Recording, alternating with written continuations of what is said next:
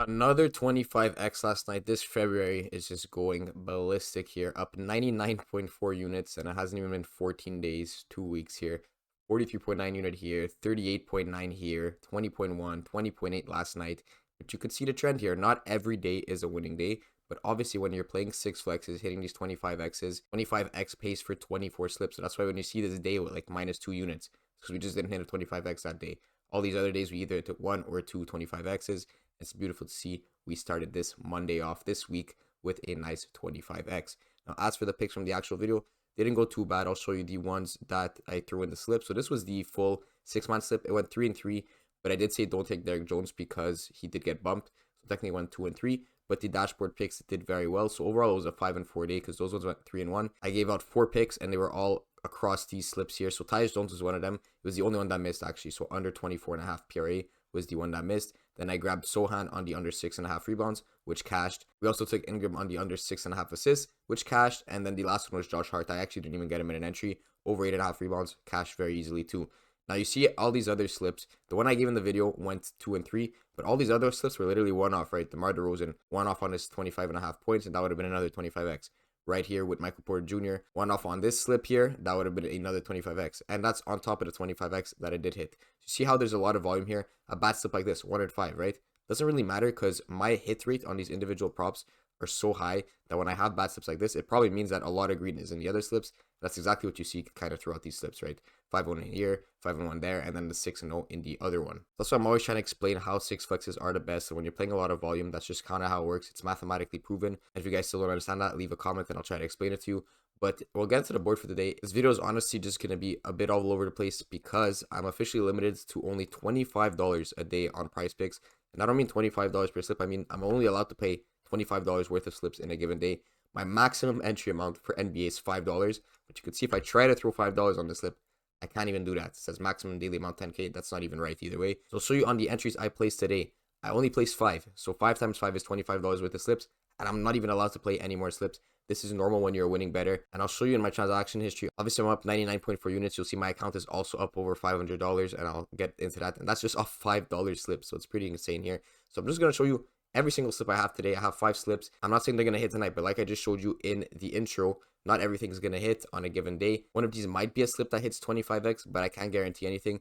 And honestly, a lot of these might be bumped already. But I'll show you 6 times 5 slips. That's 30 picks that you could possibly put into 6 flexes. So go ahead and grab any of these you want. This is the first slip. Bradley Beal under 19.5 points. Nurkic over 11.5 points. So here I'm going for sort of a relationship between these players. If Nurkic's getting more points, it's less likely that Bradley Beal is also going over his points. So if you guys do take these two players, make sure you're taking them together in the same entry. Don't just grab Bradley Beal alone on the under 19.5 points. It's really better to get that strong association with Nurkic on the over 11.5 points. Think of like taking Mahomes and Kelsey. You're not just going to grab Mahomes in an entry. You might as well throw in Kelsey on the receiving yards, for example. Same thing here with De'Aaron Fox on the under assists and Keegan Murray on the under 3.5 points. Then Rudy Gobert and Chet Holmgren are just both positive expected value plays. These might get bumped. I'm not sure exactly if they're bumped right now, but that is one slip. Next slip, very similar concepts on all these. Anthony Edwards over points, Conley under points, Jalen Williams over assists. That's because Shea gets a lot of points that are unassisted. We got Austin Reeves and LeBron James both on the under points for a potential blowout there. We got Jalen Suggs under 3.5 rebounds. He's already off the board. When he's green like this, it means he got off the board. It was too good of a value pick here, but you could replace him with some of the other picks I'm going to show you in a little bit here. Then we got Bencaro over 7 rebounds, Grayson Allen over rebounds, Durant under rebounds. Then we got some 2 NHL plays. Adam Henrique on the over 0.5 point, as well as Toffoli on the over 0.5 point. Next, we got some more Orlando players. Wagner on the over 21.5 points. Wendell Carter on the under 11 points. Bam under assists. Jack was under points. Then we got Jalen Williams over points and Giddey under 10.5 points. And then the last slip that I was able to place because of my limits is Finney Smith on the over points. McCall on the under points. Cam Thomas also on the under points. Then we got Josh Norris from the NHL on the over 0.5 point with Bradley Beal and Nurkic on the over points and on the over assists. I do have more where that came from. I'm giving you 5 slips. I'm also giving you guys some picks from the OddsJuice dashboard that you guys could go throw in there and mix. But before we show that, just to show you guys that I actually do make money here, and that's why I am limited, and the 99.4 units do translate to my transaction history. This is my February, and if I scroll all the way to the bottom here, I started this with $19.85. At the beginning of the month, I was only at $1,985. We're now sitting at $2,400. $456. If I tag the deposits here, you can see that there's no transactions for February, there's no transactions for January, there's no transaction for December either. The last time I deposited was actually in November. You can see my balance was 1.1k.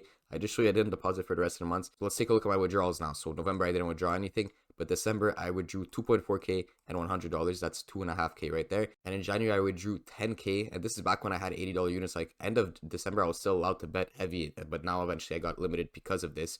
I made 10k this month, 2.5k the previous, and I'm about to withdraw another 2.5k, so that's 15k in withdrawals, 1k in deposits. Do the math, guys. It's pretty simple here, and I'd show you this just to prove that I'm profitable better. No one really does this. No one's going to show you the transaction logs. No one's going to show you that they're limited to literally $5.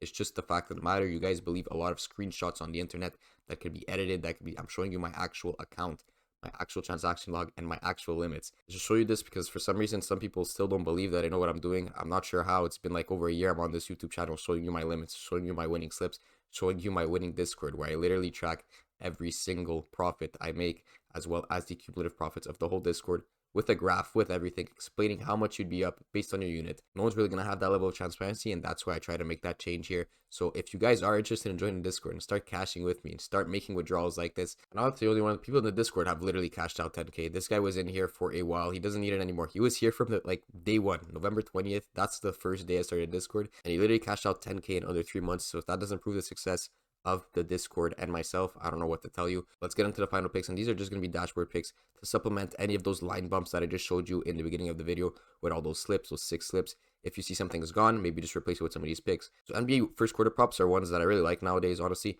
Tyler Hero on the over 1.5 assists is the best one at the moment here, minus 125 or 55.56 likeness to go over that 1.5 assists. And then we got regular NBA props. We got Devin Booker here twice. We got him on the under 29.5 points or on the under 40.5 points, rebounds, and assists. And if you're liking Devin Booker on the under 29.5 points and you so happen to also be liking Durant on the over points, go ahead and grab them in the same entry. You know, it's a good relationship between them. Devin Booker and Durant are most likely not going to both go over. So if you're grabbing Devin Booker under, might as well take KD on that over. Also got Towns on the under 2.5 3 points made, as well as Shea on the over 37.5 points plus assists.